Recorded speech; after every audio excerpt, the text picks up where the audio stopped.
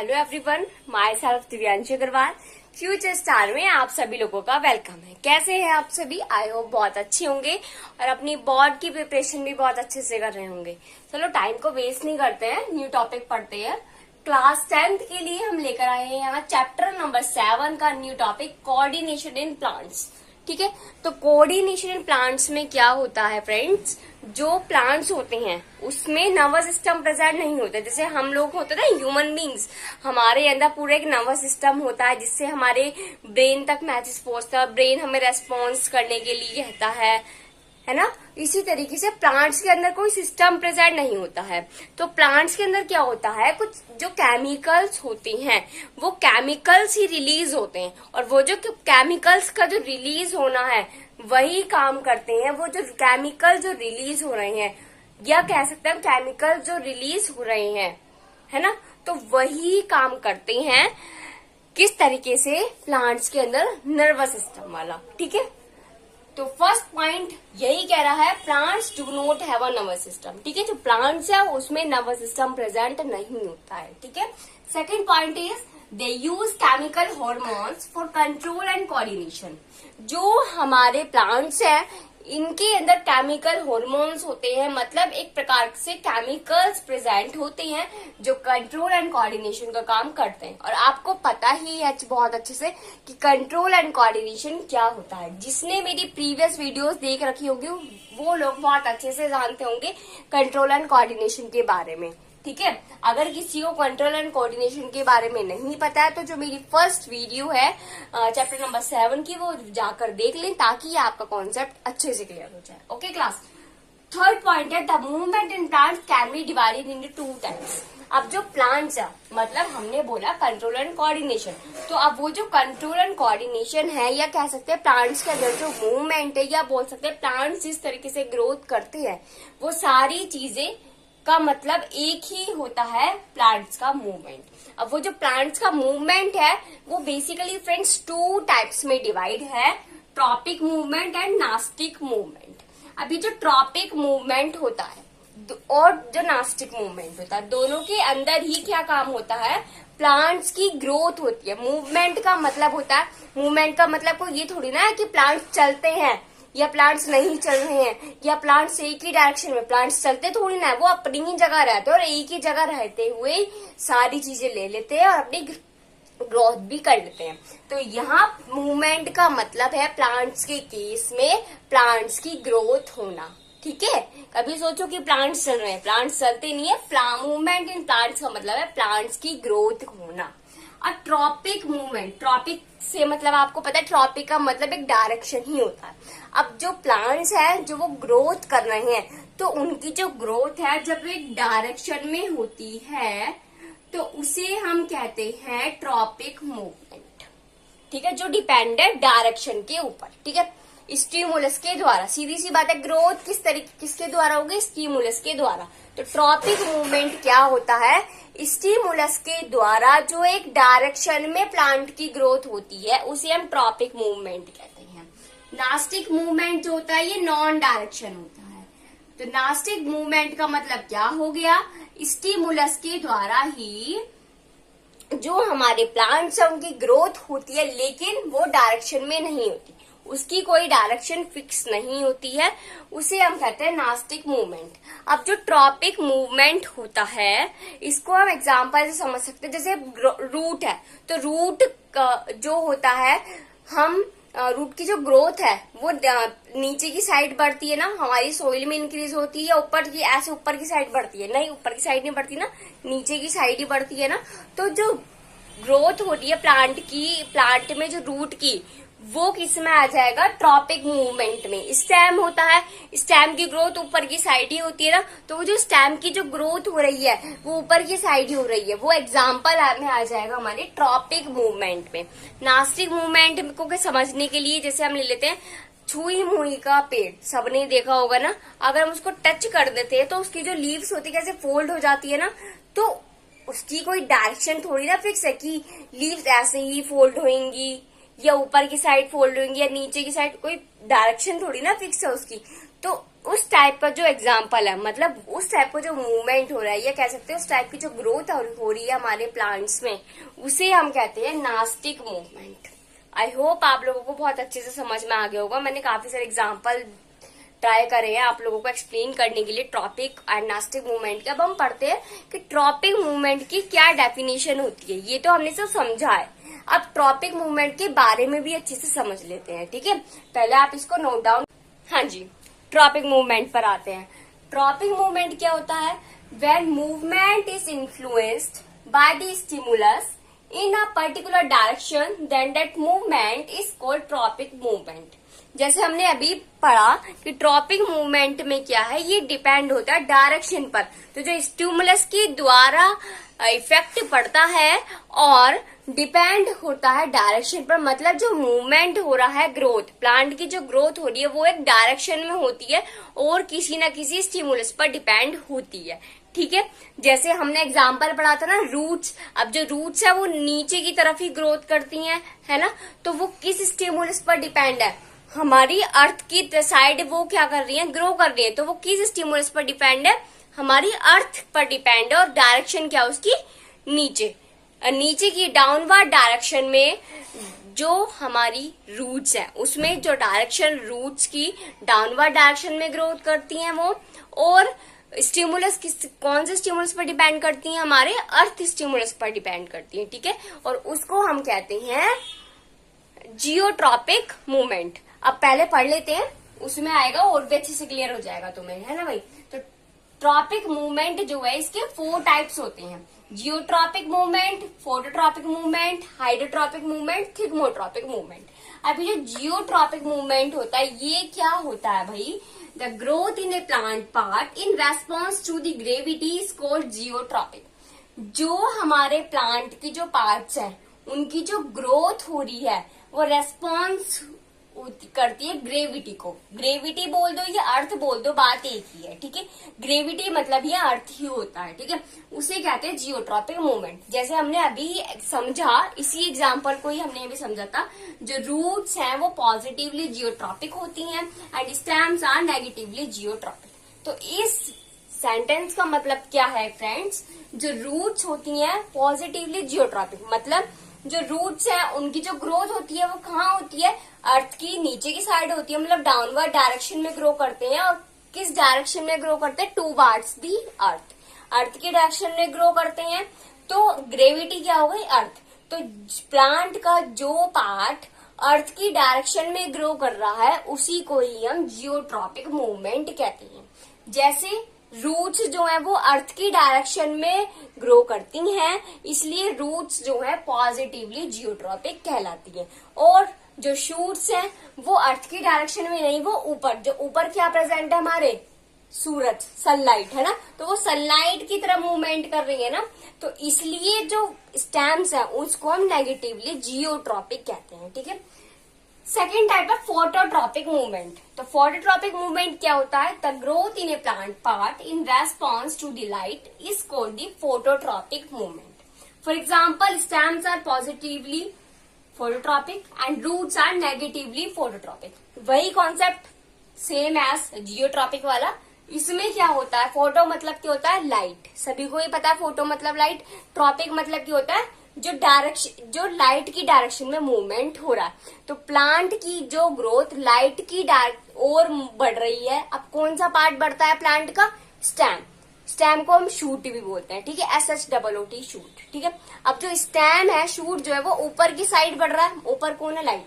तो लाइट की तरफ जो बढ़ रहा है उस टाइप के मूवमेंट को हम कहते हैं फोटोट्रॉपिक मूवमेंट। एग्जाम्पल भी हमने वही लिखा है, जो शूट्स हैं वो पॉजिटिवली फोटोट्रॉपिक होते हैं क्योंकि वो ऊपर की साइड बढ़ रहे हैं, तो पॉजिटिवली हो गए, ठीक है। हाइड्रोट्रॉपिक, हाइड्रो मतलब क्या होता है? वाटर। तो जो जिसमें स्टिमुलस वाटर है, मतलब जो वाटर को रेस्पॉन्स कर रहे हैं, वाटर के कारण जिसकी ग्रोथ हो रही है, वो आ जाएंगे हाइड्रोट्रॉपिक मूवमेंट में। अब आप पानी कहाँ देते हो भाई? रूट्स में तो पानी देते हो, क्या पेड़ों के ऊपर, पत्ती के ऊपर पानी डालते हो कि अगर पत्ती के ऊपर पानी डालेंगे पत्ती बढ़ेगी? ऐसा कुछ नहीं होता ना भाई। रूट्स में पानी देते हैं हम, है ना। कहते हैं ना कि जड़ों में पानी देना चाहिए, सही रहता है। तो हम पेड़ की जो रूट्स में पानी देते हैं। अब जब रूट्स में पानी देना है तो क्या डेवलप करती? रूट्स तो डेवलप करती हैं, तो इसका मतलब जो रूट्स जो है वो पॉजिटिवली हाइड्रोट्रॉपिक होती है। ठीक है, डेफिनेशन क्या कह रही है, the growth in a plant part in response to the water is called hydrotropic, है ना। तो जो जिस ग्रोथ प्लांट की जिस पार्ट की ग्रोथ होती है और वो रेस्पॉन्स होती है वाटर के द्वारा जो हो रही है, उसे हम कहते हैं हाइड्रोट्रॉपिक मूवमेंट। एग्जाम्पल मैंने आपको एक्सप्लेन कर ही दिया है, रूट्स आर पॉजिटिवली हाइड्रोट्रॉपिक। थिग्मोट्रॉपिक, थिग्मो का मतलब होता है टच करना, ठीक है, और ट्रॉपिक का मतलब होता है डायरेक्शन में मूवमेंट, है ना, यही मतलब होता है। तो थिग्मोट्रॉपिक मूवमेंट के अंदर क्या होता है, जो हमारी स्टेम होती है, जो हमारी शूट है, वो अगर एक बेल की तरह बढ़ रही है, जैसे बेल होती है ना, क्लाइंबर जिसे हम कहते हैं ना, तो अगर उस तरीके का जो मूवमेंट हो रहा है तो वो किस तरीके का हो रहा है, वो टच वाला मूवमेंट होता है, उसे बोलते हैं थिग्मोट्रॉपिक मूवमेंट। ठीक है, the growth in a plant part in response to the touch is called thigmotropic. For example के लिए tendrils of climbers are positively thigmotropic. जो हमारे क्लाइंबर्स होते हैं, जो प्लांट्स हैं, जैसे हमारी एग्जाम्पल के लिए तोड़ी, तो सभी ने सुना, गर्मी का सीजन चल रहा है, तोड़ी ही फेमस है फिलहाल तो गर्मी के सीजन में। तो तोड़ी जो होती है वो बेलों पे लगती है ना, तो उसके अंदर जो मूवमेंट हो रहा है, उसकी तोड़ी की बेल की जो ग्रोथ हो रही है, उसे हम बोलेंगे थिग्मोट्रॉपिक मूवमेंट। समझ में आ गई बात। तो ये था हमारा ट्रॉपिक मूवमेंट। तो सभी को समझ में आ गया होगा कि ट्रॉपिक मूवमेंट क्या होता है, किस किस डायरेक्शन में ये किस तरीके का स्टिमुलस होता है, किस डायरेक्शन में कौन सा प्लांट का पार्ट मूव करता है या बोल तो ग्रोथ करता है। ठीक है, नेक्स्ट हम डिस्कस करेंगे नास्टिक मूवमेंट। पहले आप लोग, the movement which do not depend on the direction from the stimulus are called as the nastic movement. अब स्टिमुलस से जो भी रेस्पॉन्स मिल रहा है, लेकिन वो जो मूवमेंट हो रहा है प्लांट का, वो डायरेक्शन पर डिपेंड नहीं कर रहा है, किसी भी डायरेक्शन में वो काम हो रहा है, मतलब किसी भी डायरेक्शन में वो प्लांट ग्रोथ कर रही है, तो उस टाइप के मूवमेंट को बोलते हैं नास्टिक मूवमेंट। एग्जाम्पल के लिए समझते हैं, folding leaves of mimosa pudica. Mimosa pudica बोलते हैं छुई मुई के पेड़।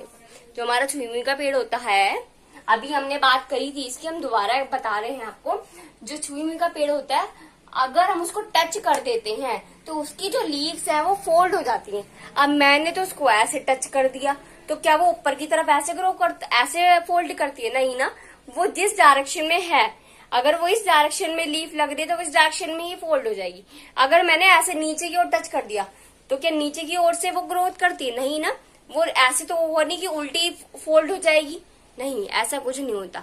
बस हम उसको कहीं से भी टच करें, लेकिन वो जिस डायरेक्शन में उसको फोल्ड होना है, वो उस डायरेक्शन में ही फोल्ड होती है।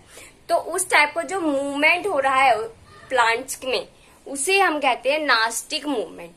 अब हमने जो हमारे प्लांट्स हैं वो किस तरीके से कंट्रोल एंड कोऑर्डिनेशन कर रहे हैं, उसमें नर्वस सिस्टम नहीं है, लेकिन जो केमिकल्स है वो रिलीज होते हैं, वो जो केमिकल हॉर्मोन्स है वो ही सीक्रेट होते हैं और वो ही कंट्रोल एंड कोऑर्डिनेशन करते हैं प्लांट्स के मूवमेंट को, प्लांट्स के वर्क को।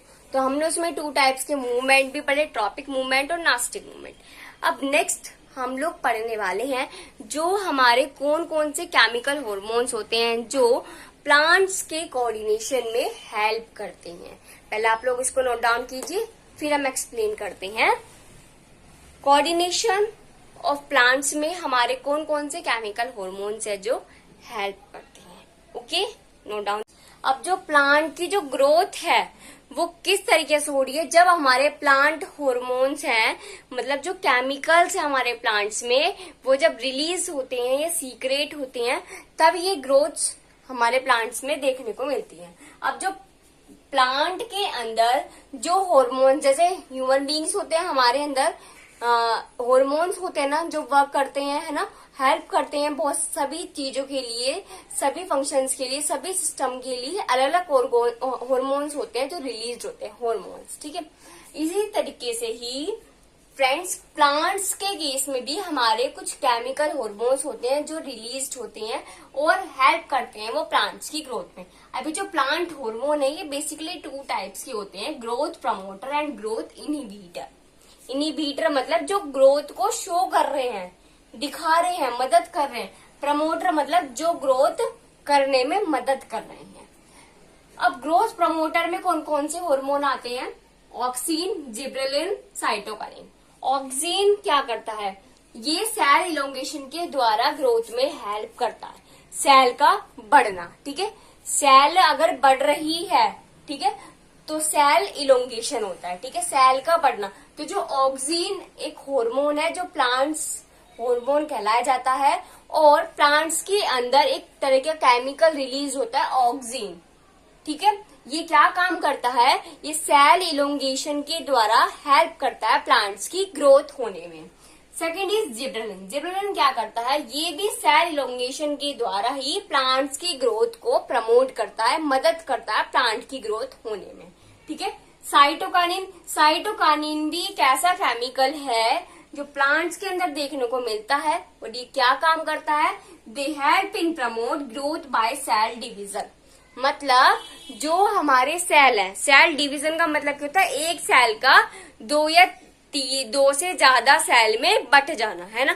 तो जब एक सेल दो से ज्यादा सेल में टूटती है, ठीक है, बट रही है, तो उस काम को जो है करने में मदद कर रहा है प्लांट में, वो करता है हमारा साइटोकाइनिन। सेल अगर बढ़ रही है, ठीक है, सेल की लंबाई बढ़ रही है, ठीक है, सेल बढ़ रही है, तो उसमें हेल्प करते हैं ऑक्सीन और साइटोकाइनिन। और अगर सेल डिवाइड हो रही है, एक सेल 2 पार्ट्स में टूट रही है, तो उस काम को करने में हेल्प करते हैं साइटोकाइनिन। ठीक है, एक तरह के केमिकल है ये। ग्रोथ इनिबिटर के अंदर आते हैं इथाइलिन और एब्सिसिक एसिड। ठीक है, इथाइलिन जो है इसको गैसियस हार्मोन भी बोलते हैं। अब ये क्या, जब हमारा फ्रूट पकता है, फ्रूट राइपनिंग का मतलब होता है फल का पकना। अब जैसे आज अभी गर्मी का मौसम चल रहा है, तो क्या हमारा सीजन फ्रूट क्या है इसका? मैंगो। तो आपने देखा होगा पहले जो होता है, पहले वो आमी सी बनती है, जिसे हम बोलते हैं रॉ मैंगो, है ना, कच्चा आम। अब रॉ मैंगो जब पकता है, धीरे धीरे पकने लगता है, तो वो एक फ्रूट की मैंगो फ्रूट की फॉर्म में आ जाता है, जिसे हम नॉर्मल आम बोलते हैं। ठीक है, नॉर्मल मैंगो बोलते हैं, है ना।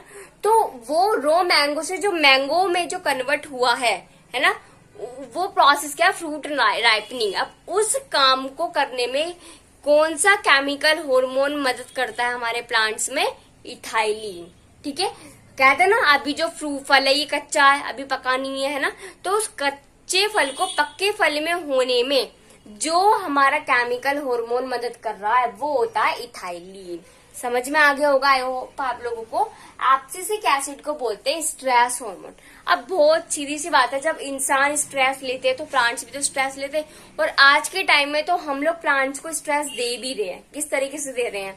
हम लोग रेफ्रिजरेटर्स का यूज कर रहे हैं, क्लोरोफ्लोरोकार्बन गैस कंटिन्यूअसली निकल रही है ना, और ट्रीज हमारे कम हो रहे हैं, और क्या है, हम लोग एसी यूज कर रहे हैं, उसमें से भी क्लोरोफ्लोरोकार्बन गैस ही निकलती है ना। हम लोग खुद भी एक कार्बन डाइऑक्साइड गैस छोड़ रहे हैं, तो प्लांट्स हमारे कम होते जा रहे हैं। अब भाई कितना कार्बन डाइऑक्साइड वो लेंगे, है ना। एक किसी भी चीज की, अब जैसे आप लोग खाना खाते हो, हर खाना खाने की एक लिमिट ही होती है। ये तो है नहीं बस खाते चले जाओगे, एक लिमिट होती है। 2 चपातीज या 3 चपातीज इतना ही खाते होंगे, ज्यादा तो है नहीं। उससे ज्यादा की बात होती है कि हमारी इतनी कैपेसिटी है। अब अगर आप अपनी कैपेसिटी के अकॉर्डिंग से बाहर खाओगे तो आप लोगों को प्रॉब्लम होने लगेगी ओवर ईटिंग की। इसी तरीके से प्लांट्स को हो जाती है, तो वही उसकी वजह से वो इजिली ग्रोथ नहीं कर पाते हैं। तो उस कंडीशन में भी, ताकि प्लांट्स अपनी थोड़ी ग्रोथ बनाए रखें, थोड़ा डेवलपमेंट उनके अंदर रहे, उस कंडीशन में हमारा एब्सिसिक एसिड रिलीज होता है, जो हेल्प करता है उन प्लांट्स को ग्रो करने में। इसलिए हम इसको स्ट्रेस हार्मोन भी बोलते हैं। ये प्लांट्स के अंदर ग्रोथ कराते हैं कब? स्ट्रेस कंडीशन में। और वो मैंने आपको एक एग्जांपल दे दिया है कि किस तरीके से हम लोग प्लांट्स को नुकसान पहुंचा रहे हैं, और फिर भी प्लांट्स अपनी ग्रोथ को कर रहे हैं, अपना डेवलपमेंट को करने में रुक नहीं रहे हैं। और उनका डेवलपमेंट हो रहा है, मतलब हमारा भी डेवलपमेंट हो रहा है, वो हमारे लिए ही डेवलप्ड हो रहे हैं। ओके क्लास, तो इसलिए एक मेन कॉन्सेप्ट हम यहाँ पे ये भी समझते हैं कि हमें प्लांट्स को नहीं काटना है, हमें प्लांट्स को ज्यादा से ज्यादा लगाना चाहिए। ठीक है, अगर आई होप, वैसे मैंने कोशिश करी है कि आप लोगों को बहुत अच्छा ये कॉन्सेप्ट क्लियर करने की, कोऑर्डिनेशन इन प्लांट्स। अगर आपको फिर भी कोई भी डाउट हो, कोई भी क्वेरी हो, तो कमेंट सेक्शन में कमेंट जरूर कर दीजिएगा। ओके क्लास, और thank you and have a nice day. और इसको नोट डाउन करना मत भूल जाना, ताकि आपके नोट्स ना रुक जाएं। ओके।